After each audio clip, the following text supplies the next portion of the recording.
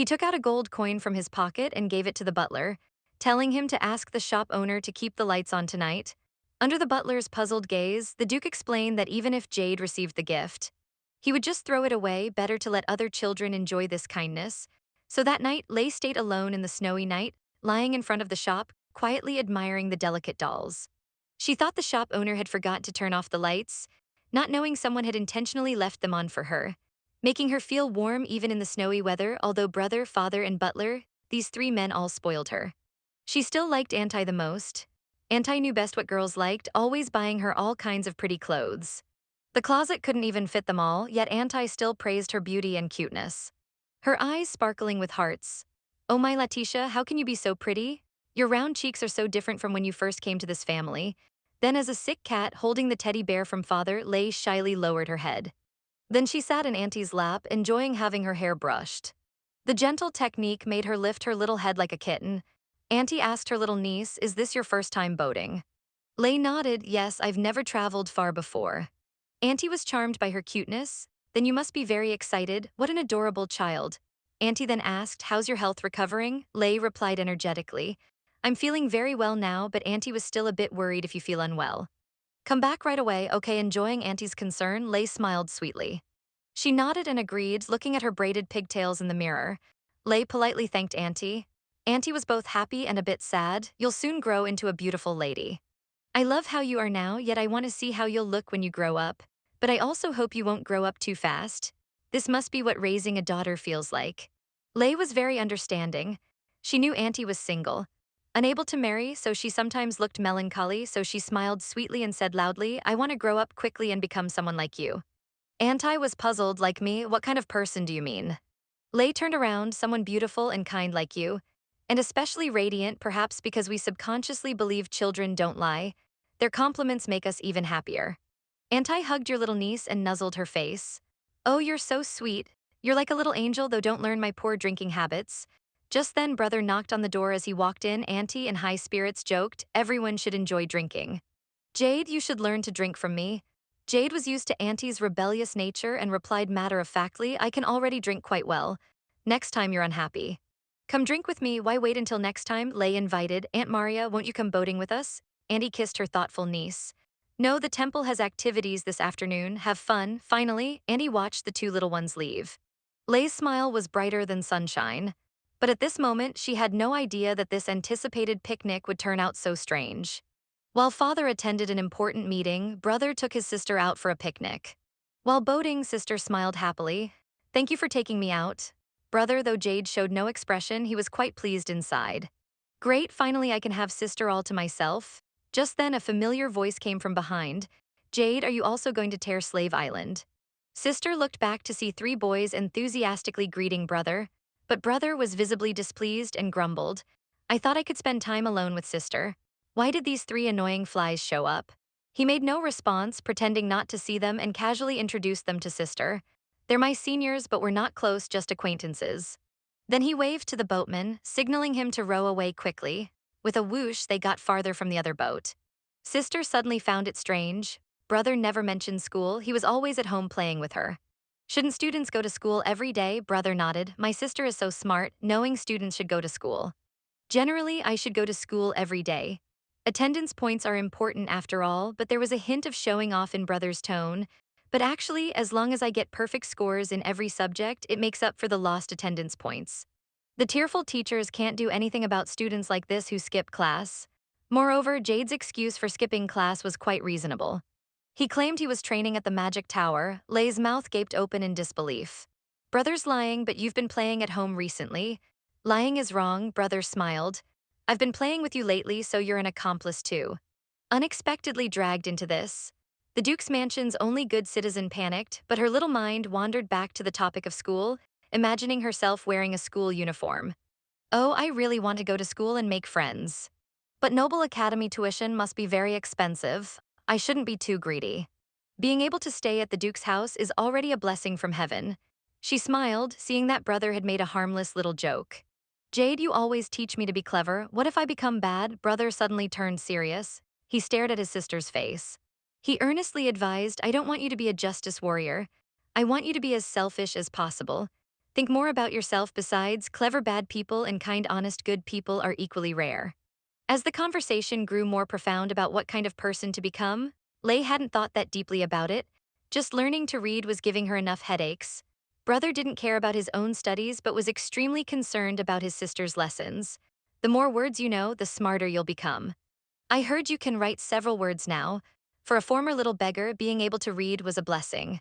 I can write my own name now. Though I sometimes make mistakes, what else under Brother's expected days? She gestured in the air. The word is correct. I also learned how to write. The Duke and your teacher told us that close noble relatives write letters to each other. So I want to write letters to you too. Lei smiled brightly, her eyes curving. Her radiant smile affecting Jade, the usually cold youth let out a light laugh. Goodness, you're so interesting. Late puffed her cheeks in anger, thinking Brother was mocking her. Even though I don't know many characters, I know enough to write letters. Jade laughed even louder. Little beggars were loyal and righteous, sharing begged food with each other. Taking care of each other when sick, but they had a strange street rule. Don't share hardships. Don't share good fortune. If someone died from illness or was beaten while begging or was taken to an orphanage or if lucky went to a better place, they shouldn't look for each other. They should live as strangers. Adopted by the Duke's mansion, she was already carefully trying not to cause trouble, but the better her life became, the more she thought about her still wandering companions. Brother saw all the conflict on her face. Lei awkwardly changed the subject. Actually, I'm very lucky. Otherwise, I would suffer again in winter. Just thinking about frozen feet and patch blankets scares me, so I'm really grateful to the Duke and you. Brother was confused. Didn't you say before that the street you lived on was warm? Lei broke into an embarrassed sweat. That was a lie she had told earlier to make herself seem less pitiful. She avoided Brother's eyes, pretending to admire the scenery. But I'm healthy except for harsh winters. I felt quite warm other times to make sure his sister wasn't lying. Brother stared intently at her face. Then he told her taking care of you is natural. You don't need to thank me. The pressure from Brother suddenly lifted. She sighed in relief, but hearing Brother say it was natural, she strongly disagreed. That's not true. The more natural something is, the more grateful we should be. Sister was so wise. Brother smiled contentedly. Is that so? Then I should often thank you too. Thank you for coming to our family. Thank you for recovering so quickly. That's why we can go boating together. How heartwarming. Lei's little face turned rosy. She wanted to do something to show Brother her current feelings. So she lunged forward and hugged Brother's neck. She laughed loudly, saying, I'm the one who should say thank you. It's so wonderful that you're my brother. Jade was also happy to receive such affection from his sister, but his personality couldn't express more sentimental words, so he could only say, stop fooling around. It's dangerous. Lei smiled shyly but didn't let go of her arms around her brother. She thought of these feelings could be like postcards, forever treasured deep in her heart. How wonderful that would be, even if difficult days come again in the future. These happy memories would be enough to help her live on strongly. The daughter is so understanding. After watching this episode, you all better cry in the comments. Meeting 3 senior students, he wasn't friendly at all. His attitude was exceptionally cold, and he had the boat driven very fast, afraid they would see his sister. But the 3 seniors still appeared before him. He was very unhappy and greeted them coldly, using his tall body to block the 3 seniors' view. But his sister wasn't interested in them either, because in her previous alley, she had seen too many nobles with bad reputations. So now whenever she saw young noble men, she would feel scared. Lei peeked once, since Brother had introduced himself.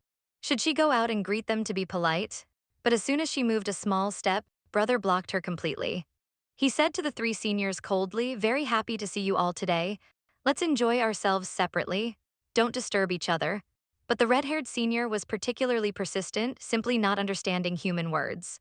Jade sighed and had to push his sister forward to introduce her. Lei, standing among the sunflowers, looked as cute as a paper Barbie doll, instantly touching the hearts of the 3 seniors. They turned around and discussed quietly. Wow, she's so cute. The Duke's family has such an adorable child. Lei blushed and looked down at her teddy bear. Such praise would make her float. The green-eyed senior turned first and smiled in greeting. Hello, I'm Lien. His face seemed familiar to Lei. Strange, she felt she had seen him somewhere before. Then the red-haired senior bowed. I'm Percy. Jade is my junior. Lei very politely bowed back. Percy then turned around, covering his mouth to suppress his excitement. Just looking at the back of his head, you could tell he was very happy. Jade unhappily clenched his fists. Lei looked completely confused. What was he so happy about? Finally, it was Senior Boris. He grabbed Lay's hand, wanting to kiss it, in greeting and flirtatiously said, "When I first saw you, I thought I saw a flower fairy." Senior Boris closed his eyes in rapture, about to kiss her hand, but Jade expressionlessly lifted his sister. Making Boris kiss his hand instead, Jade looked like he wanted to eat someone. His expression was dark and terrifying, but he still politely said, "Sorry, my sister is shy." The completely confused sister swayed in the air. Boris was scared cold with sweat. Percy quickly smoothed things over. "He didn't mean to offend, he just thought your sister was too cute," but Jade wasn't planning to let it go. Instead, coldly smiled and said, "However, if you use cuteness as an excuse to touch her, I won't let it slide." The seniors thought he was joking. Only Lay, who knew her brother best, realized brother seemed to be serious. With his sister, Jade was obviously much happier. Watching Lay eat, he felt he could never get tired of it, but he waved his hand in disgust. "Like gray flies, you three seniors, finish your tea and leave quickly." Percy deliberately whined, trying to gain sympathy. "We rarely meet like this, you're being too cold." Jade mercilessly exposed them. "You're clearly skipping class to come here for adventure." Percy's face changed instantly. "How are you so smart? You guessed it right away." The two seniors sitting aside immediately distanced themselves. "We tried to warn him. The Blue Rose's curse is terrifying." They once found two corpses in the Blue Rose garden during their conversation. Lay continued chewing food with her cute cheeks. Strange, Whiteley N seemed so familiar. As a noble young lady, she shouldn't know him. The seniors were telling her brother's embarrassing stories in front of his sister. During student council meetings, he would doze off at the ball. Jade, brother darkly told them to shut up, afraid of ruining his perfect image in his sister's eyes. But seeing his sister laugh until tears came out, he smiled too and stopped objecting. As long as his sister was happy, but then the reckless senior suddenly suggested, "Why don't you bring your sister when school starts next semester?" Jade immediately refused strongly. "No, annoying flies will follow." Lay saw this side of her brother, laughing and talking with classmates. She couldn't stop laughing. The seniors then set their sights on her. "Little sister, when you first enter society, you must come to our family's ball." Boris interrupted, "No, your family's balls have no class. For her first ball, she should definitely come to our house." Jade seriously refused. "She's still young. It's too early to discuss entering society. Which ball she'll attend, father and I will decide." Hugging her doll, his sister felt a bit lost. "If Jade says so, does that mean I can't go anywhere?" Brother didn't mean that. Overprotection isn't right either. He just wanted to give his sister the safest environment. Many nobles appear bright and beautiful on the outside, but are actually dark and corrupt inside. Lay understood her brother's concern. More importantly, she could go out to play. She smiled happily. The seniors beside were moved to tears, clutching their pounding hearts. God, how can there be such a cute and obedient sister? Hearing the praise, Lay's face turned red. Jade looked impatient. "Please don't casually praise other people's sister," he thought. "Don't speak sweet words to my sister." This strong possessiveness surprised the two seniors greatly. They thought Jade was always indifferent. Turns out this is how he treats people he cares about. Has Jade been bewitched by the Blue Roses? "What nonsense?" Jade interrupted. "Senior, don't talk nonsense." Hearing the cold response, the senior suddenly felt nostalgic. Yes, that's definitely him. While everyone was laughing happily, Leanne suddenly stood up. "I want to see the Blue Roses. My sister used to love these flowers. I want to pick some for her." The expressions on Percy and Boris's faces suddenly turned unpleasant. They seemed afraid to speak. Even their smiles were forced. Seeing their worried looks, Boris explained, "Leon's sister passed away last year. He wants to pick flowers to visit her." Previously, he had no reaction to others' deaths and wouldn't sympathize with others' tragic fates. The world seemed more like a game to him. But now that he has a sister, he's getting closer to other boys who also have sisters. Wanting to learn how to be a brother, he had a classmate named Leanne, who had a famously beautiful sister named Elise. She was engaged at a very young age, but last year, Elise died of pneumonia. Hearing this cause of death, she frowned in noble circles. When an underage girl commits suicide, they usually say she died of pneumonia, not understanding the implications. Sister choked up in sympathy, looking sadly at Leanne. He was holding many blue roses. Elise's favorite when she was alive, seeing the mood getting more somber. Leanne took the initiative to change the subject. "Let's talk about something interesting. Miss, what are you curious about regarding life in the capital?" Hearing that Lay hadn't explored much, Leon closed his eyes, recalling when he first came to the capital from the countryside. The excitement of stepping on sunset-tinted tiles at the train station, the bells ringing in the blue clock tower, and flocks of white doves in the sky. "It's my honor to spend my youth in the capital." After hearing Leon's quiet description, Lei became more curious about the city. After tea, the three seniors left on their own. Lei and her brother lay on the painting-like lawn. With the teddy bear from father beside them, brother thoughtfully asked his sister how she felt. Was it fun? Very fun, hee hee, I'm so happy I want to come again. Seeing his sister's big smile, he felt relieved and happy too. It seems bringing sister out was the right choice. Seeing his sister yawning tiredly, brother asked, do you want to sleep for a while? Lei nodded but worried. You must wake me up later. Don't leave me alone and go away. Because now she was still afraid that one small mistake would break all this happiness. Brother noticed her anxiety. He used his straw hat to block the bright sunlight from her face and answered, of course, I'll wake you up. After a while, Lei was awakened by laughter. She rubbed her eyes and sat up, discovering many girls had appeared nearby. It turned out the Duke had arrived. Lei excitedly stood up and ran to the Duke's side. The man lifted her high. Letitia, are you having fun? She smiled sweetly, of course. Why did you come? The Duke looked at her tenderly.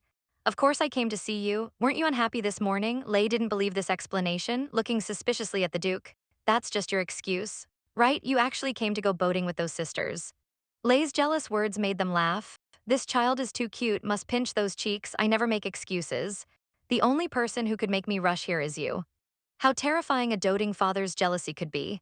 The three men trembled in fear, faces pale, unconsciously kneeling before the Duke. The Duke held his daughter with one arm, turned to ask his son Jade, who are these flies? How dare they chat with my daughter without female attendants present? His smile didn't convey any warmth, instead feeling exceptionally cold. The Duke glanced lightly at the picnic spot, they even drank in front of her. Your Grace, that's a double standard. Didn't you drink in front of your daughter too? The three men stood up and solemnly swore, we swear we never did anything to trouble the young lady. The Duke didn't respond, commanding from above, introduce yourselves. The three were so frightened they couldn't speak clearly. Stammering, they had to turn around to rehearse. Jade helplessly touched his forehead at these useless seniors. He had to explain to his father, we happened to meet them here today. The Duke showed a kind smile, so are they pests or not? Jade showed an identical smile, at least not to the point of needing elimination. Lei was helpless. How could they say such terrible things with such gentle voices? The three men nearby heard this and trembled like sieves. This time the Duke was genuinely friendly. I'm just joking. It's because my daughter is too cute that I act this way. Don't worry, the three sighed in relief, but couldn't fully relax. Because the Duke was staring at them intently, as if one disrespectful move would lead to their immediate elimination. Jade suddenly asked his father, why did you come so early? The state council meeting should have lasted longer. Could it be you're jealous of our sibling bonding time? The Duke sat beside his daughter, pushing his son aside, casually complaining. His Majesty seems to have gotten lazy lately, so he ended the meeting early. His son muttered quietly, was that really His Majesty's intention? The Duke pretended not to hear, continuing to force a friendly smile, nice to meet you all. What were you talking about? Lei naturally sat on the Duke's lap, looking at these people, both scared and happy while conversing with the Duke. Only one person named Percy looked melancholy. He stood up, I want to get some fresh air and sober up. The other two looked admiringly at the Duke. Could you tell us about your time in the student council? The Duke looked down tenderly at his daughter.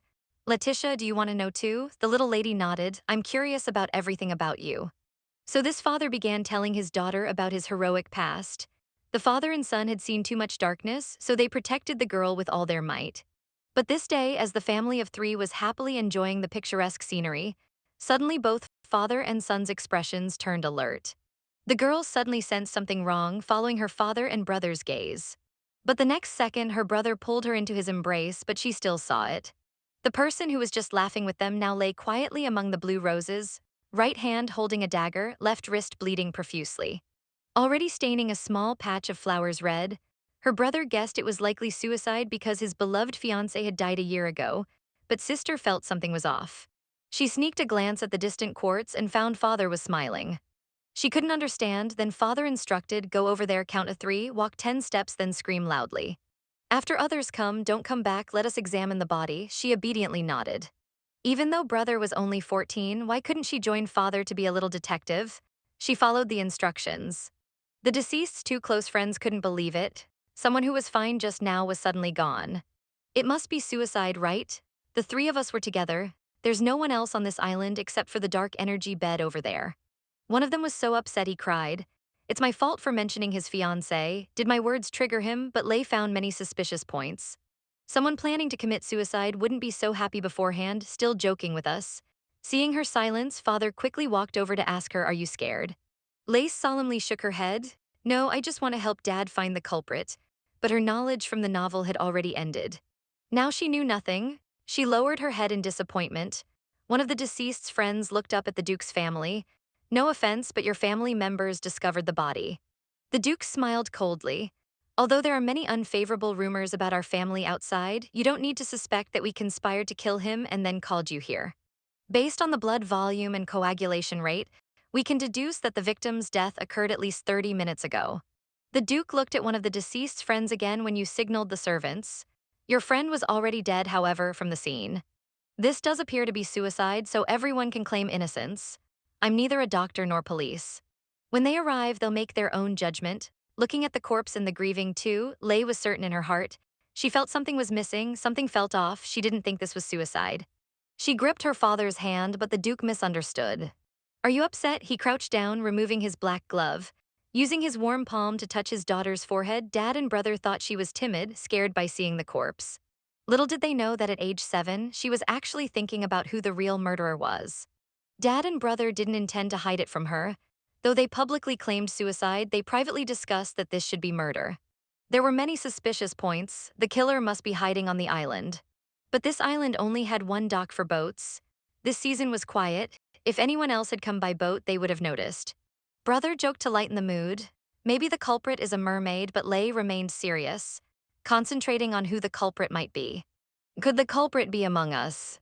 She turned her head, suddenly remembering that the culprit had already slipped up earlier. The deceased's blonde friend was giving his statement to the officer. He was skilled with swords, so he could precisely cut his own blood vessel. But Lei's gaze fell on the other friend who hadn't spoken. She tugged at the Duke's clothes, deliberately saying, "Leon is so pitiful. Can we take Leon with us? I want to comfort him on the way. His sister died and now his sister's fiancé is dead too. He must be so heartbroken." The three were bewildered, hearing Lei's nonsense. The Duke didn't question further, but held Lee in his arms, patting her head. "You're so kind." Brother didn't doubt either, pushing Leon along. "Since my sister asked, we have no choice. Senior Leon, let's go." Leon tried to refuse, but Lee gripped his arm tightly. "No, your face is very pale. You look like you might faint any second." The Duke also smiled, pushing Leon into the carriage. "Get in quickly. This is our family's educational principle. When children whine and plead. Since my daughter is so charming, giving you a ride isn't trouble." Leon couldn't refuse and could only sit in the carriage with his head down. The Duke smiled meaningfully, as if knowing his daughter had discovered something interesting, looking forward to it so much that Lee had to forcefully turn to look out the window. Actually, the real killer was the deceased's friend and future brother-in-law, Lien, but this time, Lee wanted the Duke to hear Lien's reason for murder. Because in the novel, although the Duke was the embodiment of justice, he wasn't happy. Lee looked out the window, confirming they should be arriving soon. This was the place. She hurriedly grabbed the Duke's clothes, making up an excuse to stop. The teddy bear's ribbon fell out the window. The Duke looked puzzled. Did it have a ribbon around its neck before? Lee lied without hesitation. Yes, this morning the carriage obeyed the Duke's order and stopped. He handed a silver coin to the servant, asking them to find the ribbon. Lee nervously lowered his head in the carriage. "Then I'll get off here too." Lee tested him again. "Here, this area is quite desolate. It's not safe," but hearing his poor excuse, she became impatient, grabbing his hand. "Lien, before you go, I have a question. Have you seen me before?" Her father and brother with 180 IQs couldn't find the killer immediately.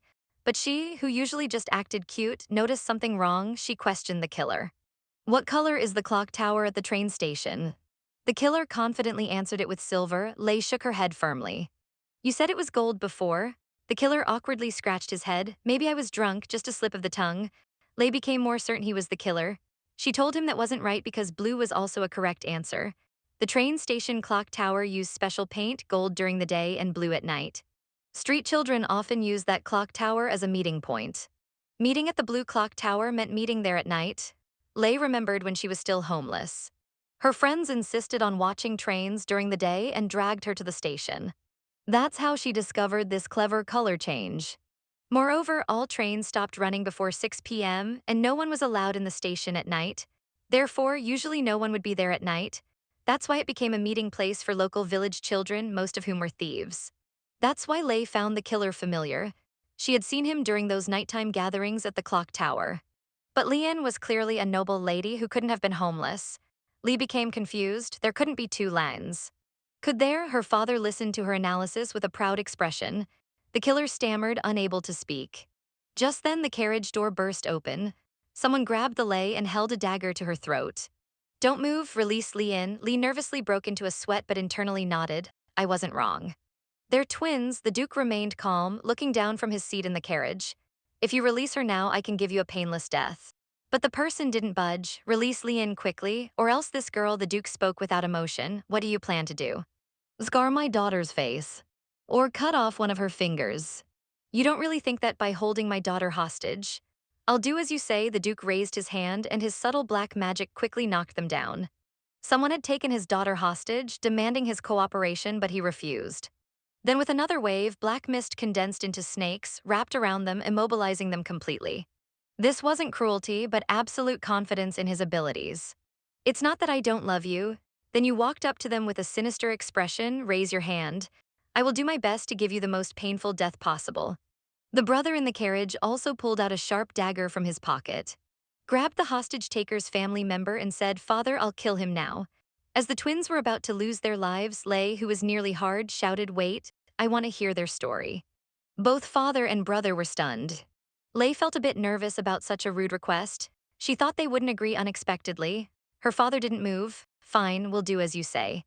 But since this guy dared to hold a knife to you, let's cut off his hands first. Lei's pigtails practically stood on end in fright. How is that different from killing him? If you cut off his hands, he'll die from blood loss. As the Duke's black magic was about to grab the fallen captor, Lace frantically shouted, I'm fine, he didn't hurt me at all. At his daughter's repeated requests, he had to let go. I'm not interested in murderers' stories, but since my daughter insists, go ahead and speak. The twins, bound by black snakes, knelt before the three. Lake carefully noticed that one person was completely soaked. Her brother questioned, when did you two start switching identities? Who actually killed Boxy? The two exchanged glances. Unsure where to begin, father had to ask Lei instead. How did you know who the killer was? She nervously shrugged, sweating as she changed the subject. That's not important. Don't you want to know the whole story? She thought to herself, these father and son's pressure is terrifying. The Duke pretended to be annoyed. Since you insist, I feel like I'm becoming a daughter's slave. Lei breathed a sigh of relief, fortunately. The Duke loosened one person's bonds. He bent down, lifted their chin and threatened, if you dare lie, I'll torture the other one until death. Her brother particularly despised their father. Your threatening methods shouldn't be seen by Lei. Lei's legs trembled. Never mind, I heard everything. The Duke looked at the killer. Well then, let's begin the interrogation as my daughter requested. Tell us why you killed. Death is too sweet. This father and son secretly tortured unforgivable murderers. They deeply believed in human evil, only having malicious assumptions about killers. But when gazing into the abyss gazes back. Unknowingly, their hearts grew colder, gradually being consumed by dark human nature. But this time, the face of both daughter and sister decided to change their minds. She insisted on hearing why these twins committed murder. The daughter and father and sister complex brother agreed. The twins' murder method was simple. When the brother went to pick roses, he switched places with his twin.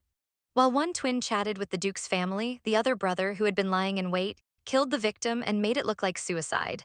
He also created an alibi for himself. Lee clearly remembered that Boxy didn't scream when he was killed. He must have been drugged. The older twin shook his head. If I had done that, you would have discovered it long ago.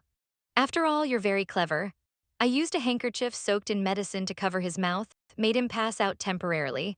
To lure Boxy, it was actually quite simple because he always sent my sister blue items. I deliberately brought it up to provoke Boxy, but I don't regret it because that bastard Boxy played with my sister Elise's feelings. Both twins gritted their teeth in anger when they were young. Their family was poor, so they had to send the younger brother to relatives. Later, the adopting relatives fell on hard times, and he ended up on the streets. That's why Lei felt a strange familiarity when she first met the brother, until the younger brother was caught pickpocketing by his brother, leading to their reunion. To give his brother a noble's life, the twins had been sharing one identity for years. Taking turns attending academy, they practiced maintaining consistency. Now Lei's brother realized why sometimes his classmate seemed like a different person. Jard asked him, then why did you kill Boxy? Your future brother-in-law? The brother's voice was filled with infinite sadness because he killed my sister. As Elise grew older each day, she became increasingly beautiful. so wealthy young masters lined up to propose. Many said they would pay the penalty if Elise canceled her engagement to Boxy. When Boxy heard this, he worried Elise might change her mind, so he wanted to consummate the marriage quickly. Right, Duke, he immediately guessed the correct answer, but Lei said, but that can't be the whole story. The brother was shocked. This 7-year-old girl was amazing, as if she had a detective living inside her. They were about to get married. Yet this man was worried his fiancée would break the engagement, so he used drunkenness as an excuse to force himself on her. What's worse is, besides this man, there were several other scoundrels in that villa. Those bastards kept making him drink, and after he passed out completely, they assaulted Elise. That's why the twins took such drastic action, avenging their sister who committed suicide. After hearing the whole story, the Duke was still puzzled, but one of you didn't grow up with her. Could you have such deep feelings? The kneeling older twin looked up. That's true. But we 3 siblings once lived together in the villa for a week. Those were our few happy moments. It was those beautiful memories that kept us going until now. I am the one who committed the crime, even if you want to experiment with dark magic on me. I have no complaints. I only ask that you spare my brother, the Duke side, who's spreading rumors that I'm doing dark magic experiments before facing death.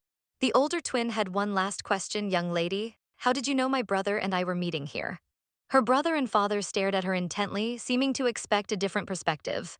She had to explain. When Boxy left, weren't we all together? If Boxy was murdered, it means there were others on that island besides us. But the police didn't find traces of anyone else on the island. This means the killer left before the police arrived. Near our boat landing, there's a bridge. It's close enough to swim against the current. Under that bridge, there's a small hole connecting to an underground tunnel. And this is where the underground tunnel ends. Anyone who's lived on the streets knows about the secret passage. The brother thought for a moment, realizing how remarkable his sister was, deducing so much from such a small clue. Father was generous with praise. You're incredibly smart to the point where it's unbelievable, making her scratch her head embarrassingly. Actually, the Duke had already suspected Boxy's death was murder. He planned to investigate, but his clever daughter had already taken interest. He looked at his son Jard. What do you think about this? Surprisingly, Jard patted his sister's head, smiling gently. I can understand how these brothers feel. Father looked disbelieving. You brat, Jard nodded. Yes, because I'm also a brother now. He turned to face the twins, though I don't want to think about it. If anyone dared to harm a hair on my sister's head, I would be furious. The next moment, he smiled and put his hands on their shoulders. Honestly, I want to kill one of them right now to quell my anger. Just imagining my sister being hurt makes me laugh angrily. I want to practice on one of those kneeling here. How to make someone feel worse alive than dead, but I'll let it go this time. My sister is present. He asked for his sister's opinion.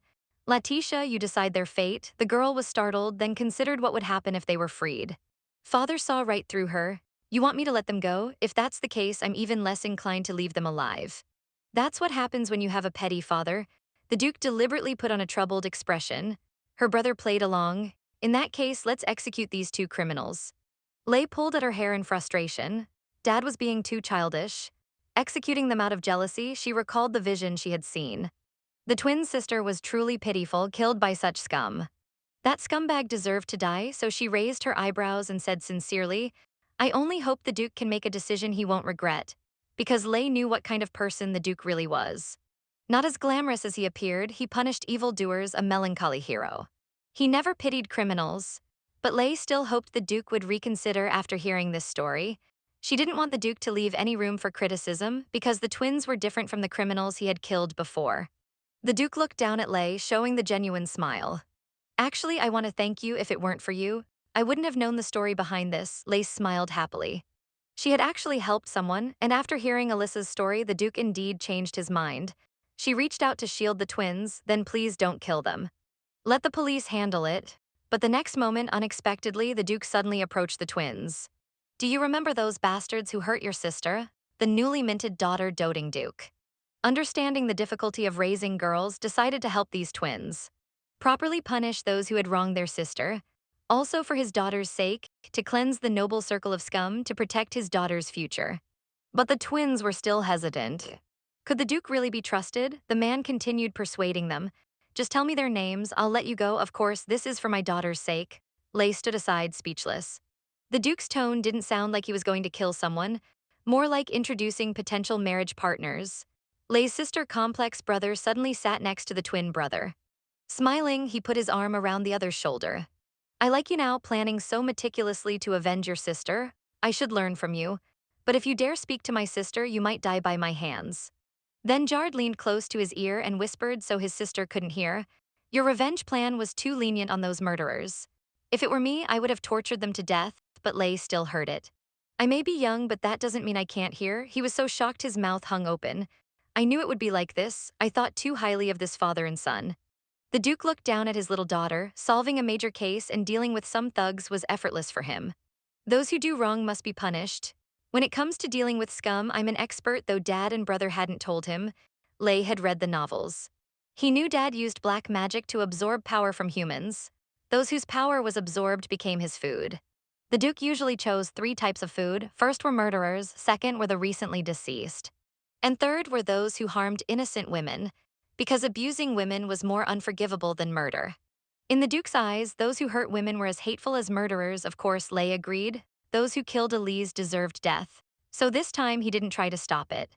The Duke, who always punished evil and promoted good, let murderers go for the first time, because he could understand these twins' feelings of avenging their beloved sister. Just imagine if someone hurt his daughter, he would make them pay 1,000-fold. The twins cried with tears streaming down their faces. 4 hands clasped together. We can't believe we survived. It's incredible, the Duke snapped his fingers. But since you've killed before, you might do it again, so I've left marks on you. If you dare commit crimes again, I'll come for you immediately. The twins searched their bodies for the marks. Jard watched them like idiots. Don't bother looking, those marks are invisible to the naked eye. With everything settled, the Duke called his daughter, carrying the tiny child in his arms. He sat contentedly in the carriage before leaving. He thanked the twins for their hospitality, seeing their confused expressions. The Duke explained, when we found Boxy, he had just died, right? So he became my food. Late thought back, no wonder you told me to wait a while before calling others. Jard leaned out, grabbing the door to close it. His expression was indifferent. Thinking that Senior Boxy was such scum, I no longer feel sad about his death, but since I knew him, it feels a bit odd that my father ate him. The twins were bewildered. What does this mean? Are this father and son crazy? In the moving carriage, the Duke was in high spirits. Cleaning up scum really improved his mood. He looked at his daughter, attributing his good mood to her. Indeed, every time I go out with you, we discover many interesting things. Then he looked down, studying his daughter with an inquiring gaze. I know what kind of person you are now.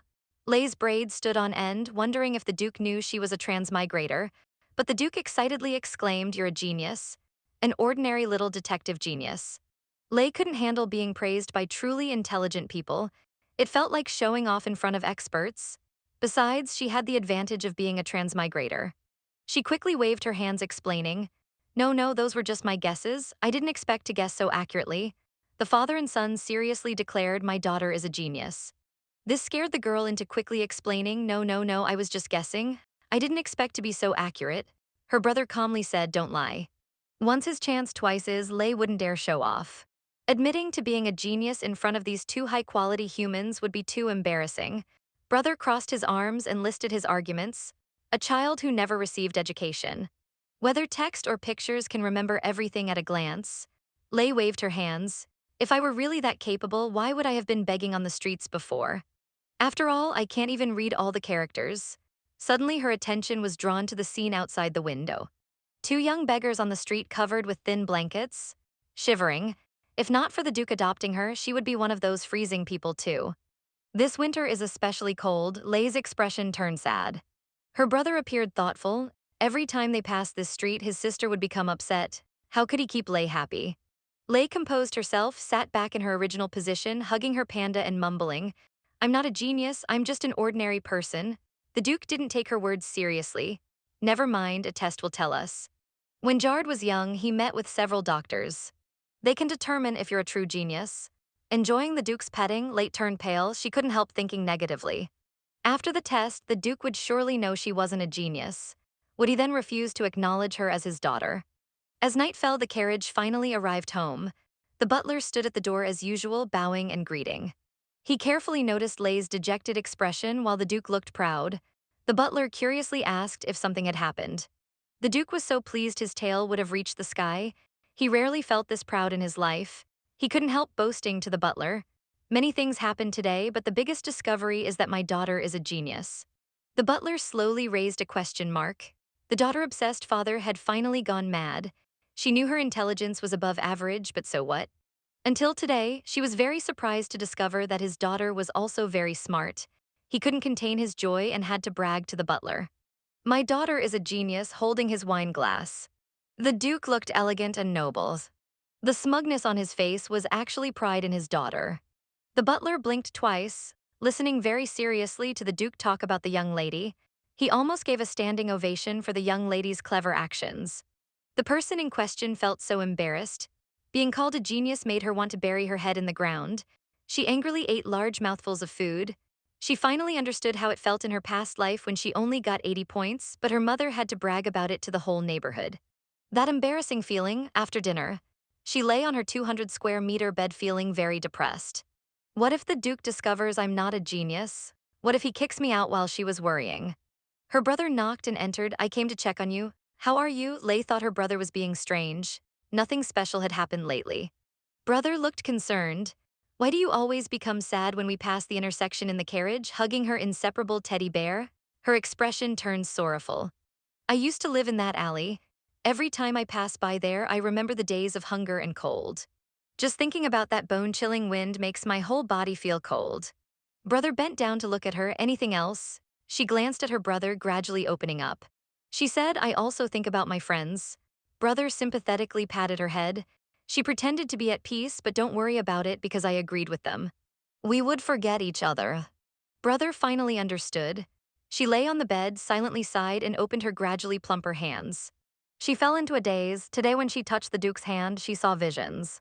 It was through these visions that she confirmed there were actually two culprits, and they were twins. She was full of questions. What exactly was that? And why did she see those visions? When would they appear? How should she use this ability? Hugging the panda Dad gave her, she fell asleep amid her worries. She didn't want Dad to call her a genius. It was too embarrassing, like showing off to experts. She thought Dad had forgotten about it, but one day, while she was drawing in front of Dad, Dad suddenly said, Letitia, would you like to go out? She suddenly raised her head, face full of excitement. Like a puppy hearing about going outside, she almost wagged her tail. Where are we going, Dad? The Duke flipped through his newspaper, amused by his daughter's happiness. Maria has been telling me that you really liked the cafe we went to last time. I happen to have business nearby. The word cafe completely struck Lei's heart. She imagined many little cakes waving at her like a puppy eagerly grabbing its leash. She zoomed out of the room. I'll go change clothes, making the butler anxiously shout behind her. Young lady, please slow down. Let the servants handle such matters. Lei stopped abruptly, feeling a bit embarrassed. Oh right, I was too hasty. The daughter's pure excitement infected the Duke too. He sat on the sofa, resting his chin, happy that everything was ready. Lei was dressed beautifully, wearing an elegant cape coat. She carefully asked the Duke, can you hold my hand while we walk? The old father was instantly struck. He lifted Lei up, holding her tight, almost wanting to kiss her cheeks. You really know how to be cute, but Lei actually just wanted to test if she would see visions again when holding hands. Holding Dad's strong hand, she saw nothing. The little one silently sighed in the carriage. This superpower was truly unpredictable. After the carriage traveled for a while, it finally stopped in front of a research institute. Lei looked at her father with disdain, having a bad feeling. Duke, hadn't you forgotten about calling me a genius? Indeed, dads are all liars. In my previous life, he tricked me about going for pork cuddling but ended up at the dentist. She shook her head frantically in refusal. I don't want to go in, she cried loudly. Duke is a liar but was still dragged in by Dad. The doctor at the door smiled, welcoming the father and daughter. The Duke temporarily left his daughter with the doctor. I still have business to attend to. I'll leave first, but the bodyguards will be waiting outside. If you dare mistreat my daughter, you'll regret it. The doctor immediately promised not to be disrespectful to Lei, but Lei was anxious, grabbing the Duke's clothes. Don't go, Your Grace. The old father patted her head. I have business to attend to. Be good. Dad had lied about going to the cafe for cake, but instead brought her to the research institute to do tests. She puffed up like a blowfish, lowering her head in silence. The doctor standing nearby couldn't help but laugh. This made Letitia even angrier. I'm angry right now. How dare you laugh? The doctor quickly apologized. I'm sorry, but you're just too cute. You look just like a lost puppy just now. Lei glared fiercely at the doctor. I'm not a puppy. Having her anger interrupted midway, she suddenly felt embarrassed to continue being angry. Looking at the doctor's hair, she curiously said, I thought all doctors had gray hair and were elderly. The doctor smiled with eyes curved. Actually, I just came of age, I acquired much knowledge at a young age, and people call me a genius. The Duke wants to confirm if you're also a genius, that's why he brought you here. I can help you, noticing the little one's unhappiness. The doctor quickly explained, don't misunderstand. Both the Duke and I are doing this to help you. But Lei responded seriously like an adult. I appreciate your kindness, but I don't need this kind of help because I'm not a genius. The doctor was completely won over by Lei's cuteness. Don't worry, young lady, this happens often in noble families. For example, foolish parents thinking their children or geniuses bring them here for testing. Lei felt like she'd been hit, but the Duke isn't foolish. He's very smart. The doctor said while shuffling through drawer files, many parents think their children are geniuses, but such expectations often fall short. However, those parents have impure motives. They all want to use their children for certain purposes. The Duke is different from them. Lake couldn't hear anything else. Just the words, expectations fall short, were enough to make her imagine being abandoned by the Duke for not being a genius. Dad insisted his daughter was a genius and tricked her to the research institute. For testing, she was troubled, knowing she wasn't a genius but being treated like one. What if she was exposed and thrown out of the Duke's mansion just then? The genius doctor bumped into the table with a loud crash, startling her out of her melancholy. Are you okay? The doctor waved his hand, dizzily touching his head. If there's no blood, it's fine. I actually bump my head often.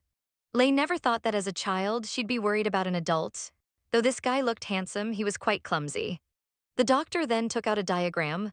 Lei found it interesting. He asked her, how many times would you need to draw blood to exit this maze? Then came numbers, questions about cause and effect and context and passages.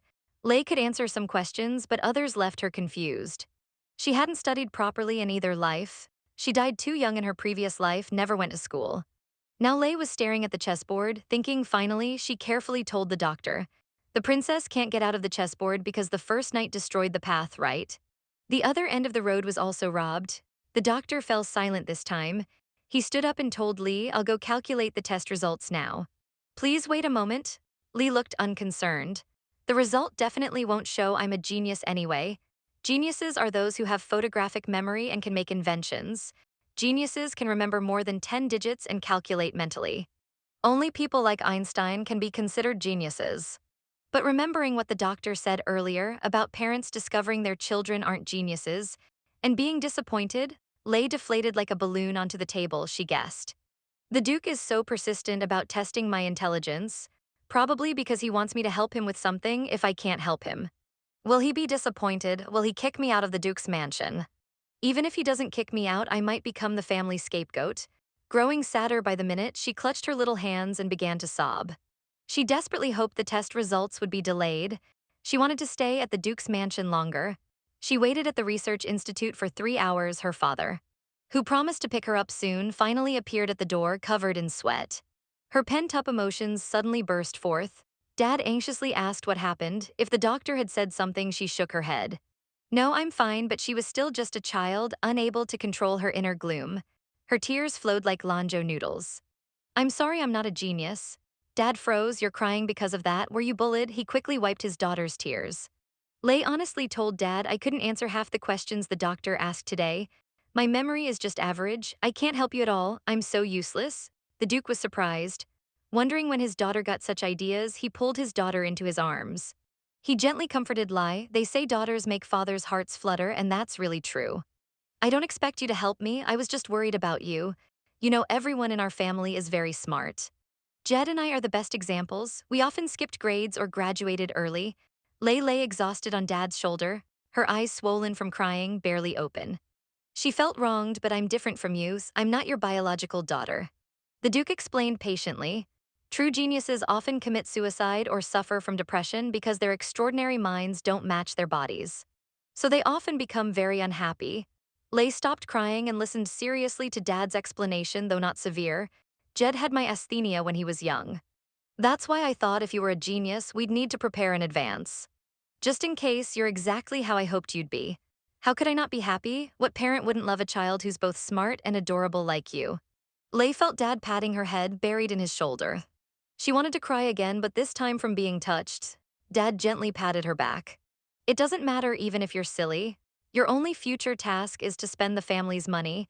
You can definitely do that, right? This father actually hoped his daughter wouldn't be too smart. Better to be a bit silly. So his daughter's only task in life would be spending the family's fortune. Lei laughed at her father's words, Your Grace. You have such a strange way of comforting people. The man smiled at her, So you're not crying anymore? Lei blushed a little, feeling embarrassed about crying in front of her father, wiping her tears with her sleeve. The Duke smiled and asked, Shall we go to the cafe now? Being extremely fixated on cake, she cautiously asked, You won't trick me this time. Will you? The Duke, touched by his daughter's cuteness, replied, Of course not, I promised you. Order whatever you want, I'll buy it all. Lei had already decided what she wanted, just chocolate cake. But the Duke added, Letitia, the test results don't matter. When the doctor comes out, we'll just have a brief chat and leave. By the way, he really didn't bully you, did he? The doctor, who had just entered, heard the last sentence and became nervous. Holding a pile of documents, he greeted the Duke. The results are out, though it's a long story. The Duke looked at him reproachfully, then make it short. I need to take my daughter for snacks. The sharp gaze made the doctor nervous. Though the young lady isn't a rare genius, she shows exceptional abilities in certain areas. Her talent could at least be classified as gifted. The Duke, who had prepared himself for his daughter being ordinary, suddenly stood up, slapping the table repeatedly. What does that mean? Explain quickly.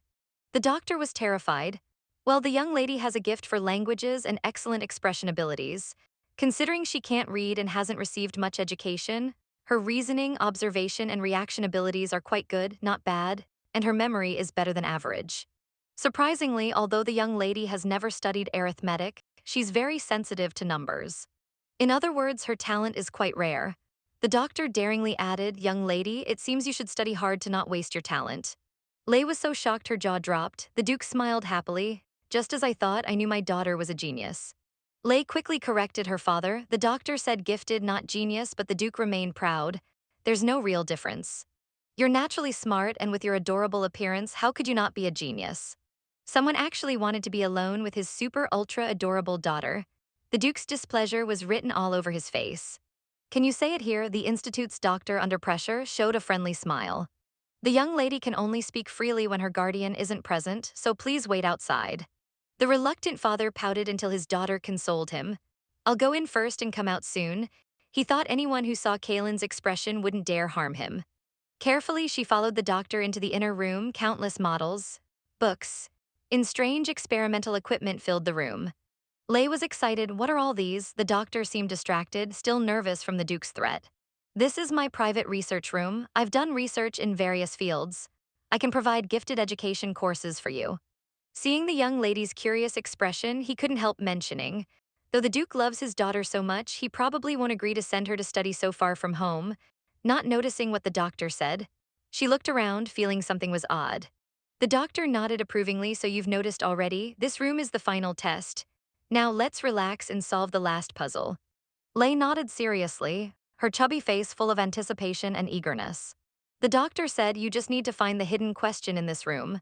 She observed carefully brown bookshelves and desk. Guest chairs, tables of the same size. This room's structure was identical to the previous one. If you removed the documents and other items, they would be exactly the same. She wondered if this was a spot the difference game. What were the differences between these two rooms? She suddenly noticed something suspicious about a painting on the wall, although both paintings inside and outside were landscapes. The one outside showed a crossroads, while the inside one depicted circular railings and flower beds, literacy and circles. She thought carefully, then smiled innocently, asking the doctor, Is there a book on the shelf with literacy and circle in its title? I can't read all characters yet, so I had to ask. The doctor remarked, Truly gifted indeed, though you can't read much. You can still follow the clues through details. This book's title is Literacy and Language. The doctor smiled and pulled out a book for Lei. The girl didn't relax. Wait, the doctor mentioned following clues, so this book might not be the final answer, so she carefully responded, I don't think this book is the final answer. Looking closely, she noticed that where the book was placed, there was a circular mark. This circle seemed to be engraved. Now there were two circles and one cross. If the cross symbolized addition, did it mean adding or combining the two circles? Lei suddenly became alert. That's right, it's the symbol for infinity. She asked the doctor, Do you have a book called Infinity or any book containing these characters? The doctor suddenly became extremely excited. He pulled out a long-hidden book called Infinite Love. Opening it revealed only a note inside. Well done, the doctor praised generously. Actually, literacy and language was also an answer, but I didn't expect you to think so thoroughly. There were several more test questions, but the dude must be getting impatient. Let's end here, Lade chuckled softly. These questions were really interesting. The doctor pointed to the well done note. It has my institute's address on it. He gently patted Lade's shoulder. Smart children like you will gradually realize how different they are as they grow up. I went through the same thing. My job is to help these special people. If you ever feel lost, come find me. My institute's doors are always open for you. Lee thanked him sincerely. The doctor kindly reminded her, by the way, whether you're smart or not, the dude doesn't mind. He's proud of your talent, that's why he's so happy. A big exclamation mark appeared in Lee's small head. How did you know what I was thinking? Her earlier worry about not being smart enough to help her father turned into secret joy. No wonder the Duke was so happy. He was proud to have a daughter like her. Suddenly, a bang came from outside the door, startling both of them. The impatient Duke warned, "You've been talking for so long, it seemed suspicious." The Duke's intuition was right.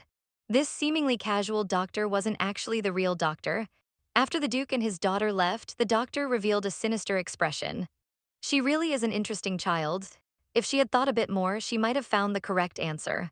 Taking out the red flower symbolizing serial killers, the doctor showed an intoxicated expression, then pushed open the bookshelf. Saying to the real doctor in the laboratory, by the way, there was another puzzle, finding the real doctor. The fake doctor felt a bit regretful. He hadn't found the final answer. It seemed there was still a lack of imagination. If he witnessed more cruelty, his imagination would surely soar. He would definitely become an extraordinary person. Taking off his gloves, Dr. Jaw revealed a red flower mark on his hand. Let's turn back time a bit just now. When the Duke left his lovely daughter, what mischief did he get up to? At a funeral, a despicable man was eagerly listening to street gossip. Percy couldn't forget his fiancée and eventually committed suicide. He scorned Percy's foolishness. Thinking with money, women were easy to come by. He tossed away his cigarette, feeling incredibly relieved. It was better that Percy was dead. If he knew what we friends had done to his fiancée, things would have gotten messy just as the scum was gloating. A hand wearing black gloves firmly pressed his head against the carriage floor. The Duke, like a grim reaper harvesting heads, spoke in a merciless voice. "Hello, I'm your friend." Introduced by Percy, black mist formed into snakes, tightly coiling around the scum's neck. The Duke pronounced his crimes, you called pirate. During some perverted games, killed a girl, then used money to cover it up. Besides that, you're involved in many cases of female abuse. 15 cases in just one incident. But for me, trash like you is like a gift. The Duke's black shoes stepped on the scum's back. He smirked and asked sarcastically, why so quiet? I thought you might have died from suffocation. Then I should start enjoying my feast. Living prey is always the most delicious. Oh right, this might hurt a bit. Bear with it, since you're a beast, you deserve to die like one. Now that I have a daughter, I must prioritize dealing with scum like you. Adjusting his tie, the Duke took out his pocket watch. His daughter's test should be ending soon, eager to pick up Letitia. To apologize for being late, he took his daughter to a cafe with a grand gesture. I'll take all the cakes here, but Lei firmly shook her head, resisting her love for cake. No need, I can't eat that much, just one chocolate cake is fine. The Duke suddenly became serious. Really, Lei thought carefully, the test used a lot of brain power, so maybe two.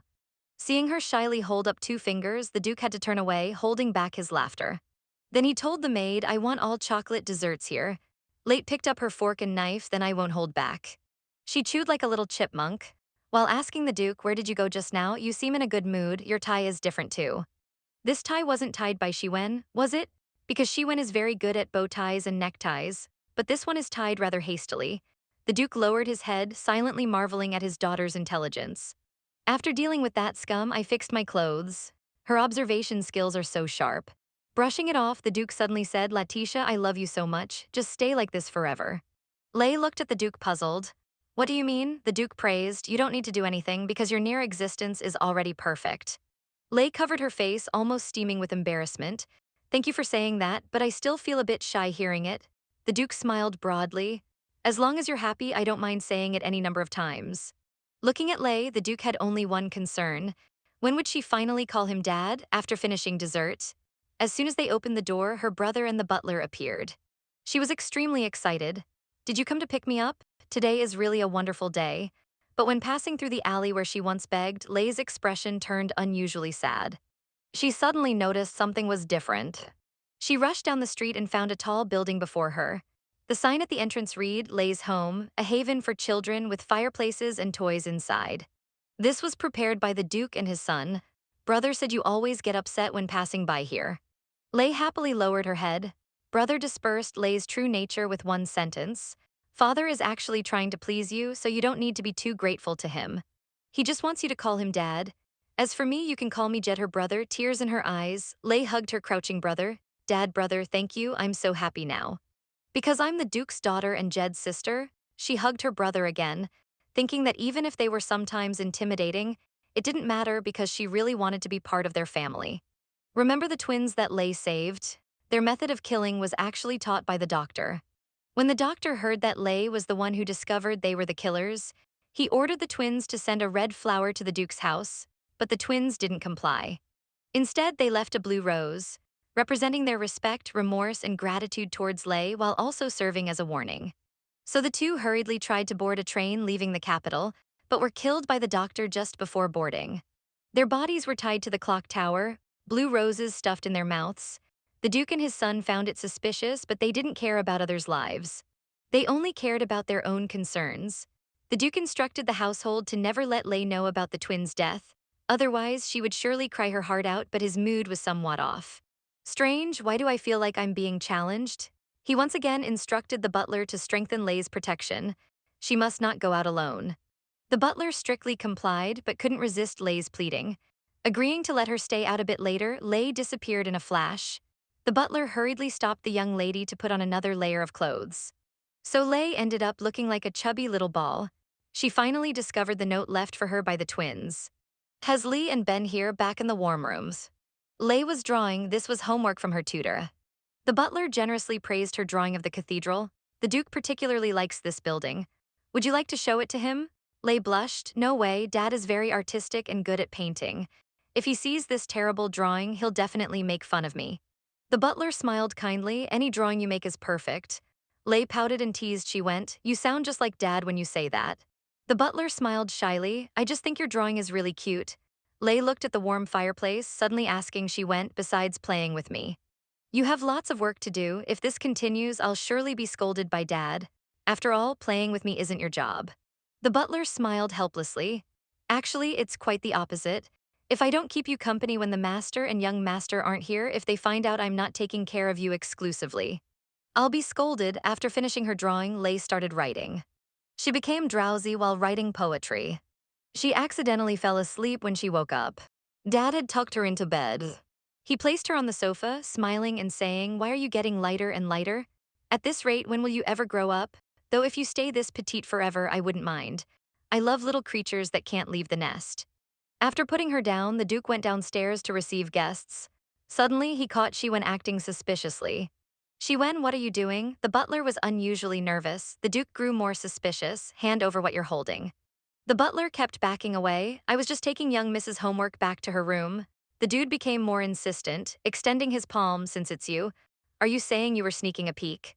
The butler frantically tried to explain, but the Duke wouldn't listen. Grabbing Zywin's arm, give it to me like a good child. The young master joined the fray. Let me see your homework. The butler sighed helplessly. The topic is sounds. I like rumble rumble. I like the sound of rolling wheels. It means Dad is coming home.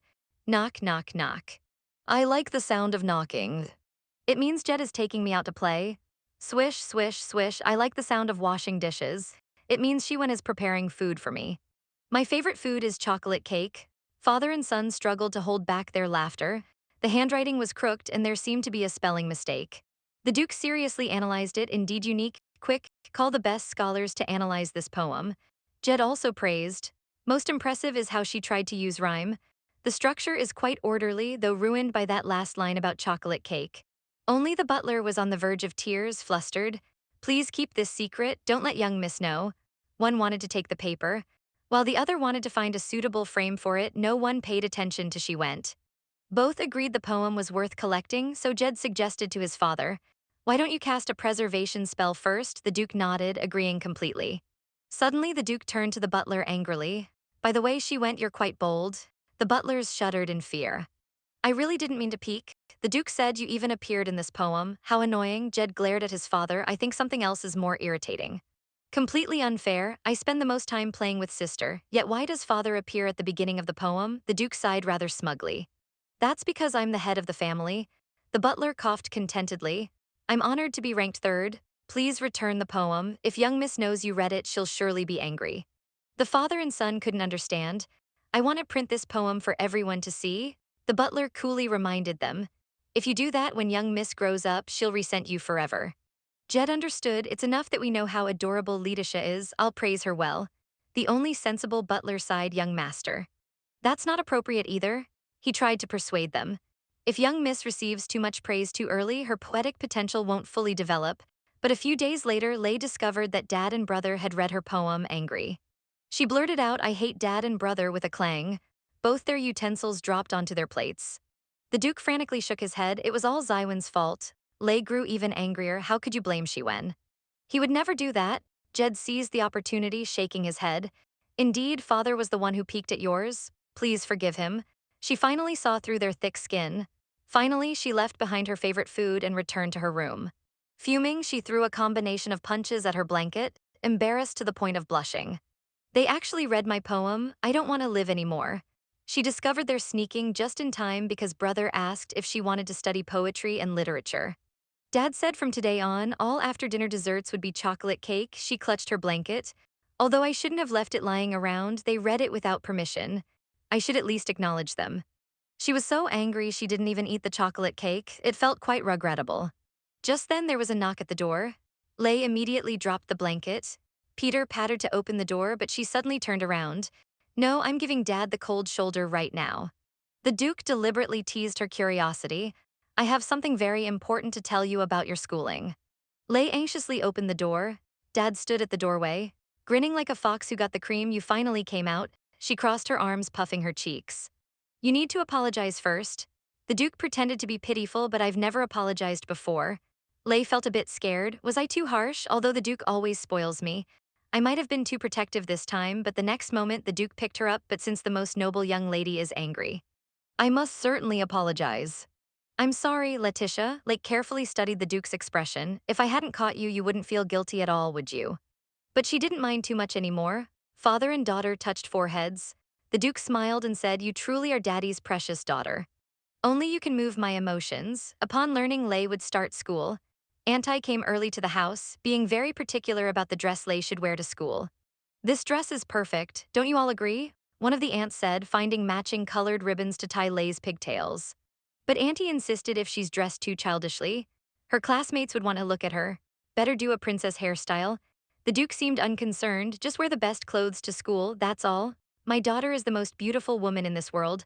Now it's time for society to know this fact. But Auntie shook her head, pointing out that children her age are thoughtful and very sensitive. After all, it's her first day of school. Can't be too flashy. Lay nodded in agreement. I like the clothes Auntie picked. The dude became jealous. So my taste isn't good enough, Auntie happily pinched Lay. You haven't been corrupted by this family's bad influence. And you're so well-spoken. How adorable, the Duke brought out his brotherly authority. She's still young. Her skin is delicate, don't pinch so hard. On the first day of school, Dad and Auntie took her to the best private school, but Auntie was worried. Although ranked first, the school wasn't that big. The Duke frowned, my daughter is so smart, she must attend the best school. In the classroom, Lay was polite, but the noble students ignored this transfer student. As soon as the classroom door closed, they began mocking Lay as just a lowly adopted daughter. One prince even boasted, 1/4 of the people here have royal blood. Why are you even here? Lay didn't understand. Looking confused, this was my father's decision. If you're curious, I can go back and ask him for you. The blonde girl blushed with embarrassment to regain the upper hand. She pointed at Lay's nose. We are the true noble ladies, the future leaders of society. Lay felt a bit disappointed. These children, supposedly well-educated nobles, were so unreasonable. She lost interest in making friends. Perfunctorily replied, well, you must be really amazing then. The blonde girl said, we're going to perform a play, but you're not invited. Lay responded indifferently, that's fine. I won't participate. I can be your scriptwriter instead. One of the children asked in surprise, what's that? The blonde girl quickly hugged them and whispered, shish, don't ask if you don't know. Otherwise, she'll look down on us. Lay specifically gave an example. The children were speechless, but they thought Lay was amazing. The blonde girl proudly refused to admit it. She immediately gathered her companions to discuss, this is terrible. Although she's cute and kind, a commoner wants to join our group. One girl anxiously shouted, "It's your fault. You said the Duke's adopted daughter was a commoner. Must be a terrible person, so we should exclude her. What should we do now?" As they argued, it was revealed that Dad's ex-girlfriend had been secretly damaging her reputation, saying she was evil and manipulating the Duke. The blonde girl decided to make an exception. "If you have a pet, you can join our gathering." Lei was furious, but as the Duke's daughter, she had learned the art of subtle sarcasm perfectly. "Though playing with you would be fun, I'm content playing follower games with my brother at home." "That's enough." Seeing the blonde girl didn't understand, she had to explain, "I wanted to be your friend, not your follower." Then she bumped the blonde girl's shoulder as she left. At dismissal time, Dad came to pick her up. Classmates gathered at the window to peek. Only then did they truly realize how high the Duke family's status was. Dad asked about everything that happened at school, and if she was happy, she said she was happy, but her expression looked like she might cry. She didn't want Dad to know school wasn't going well on the first day, but the Duke persisted. Lei finally told the truth, mentioning she needed a pet to join the classmates' gathering, but Lei was understanding and said it's fine not to participate. "I'd rather spend Saturday with family." After saying this, she carefully watched his expression. "Dad, are you very busy? Can you rest on Saturday?" The Duke seemed thoughtful. "Actually, you can both attend the gathering and spend quality time with us." But that Saturday, Lei stared in amazement at the so-called pet.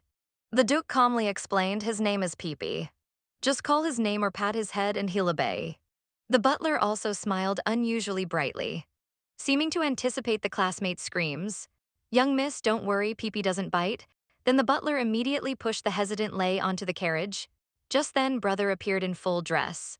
"Letitia, I heard everything." Lei gaped. What had these three men discussed? It was just about classmates looking down on her. Was such a big response necessary? Brother said, "I'll go with you. I can help improve your relationship with classmates."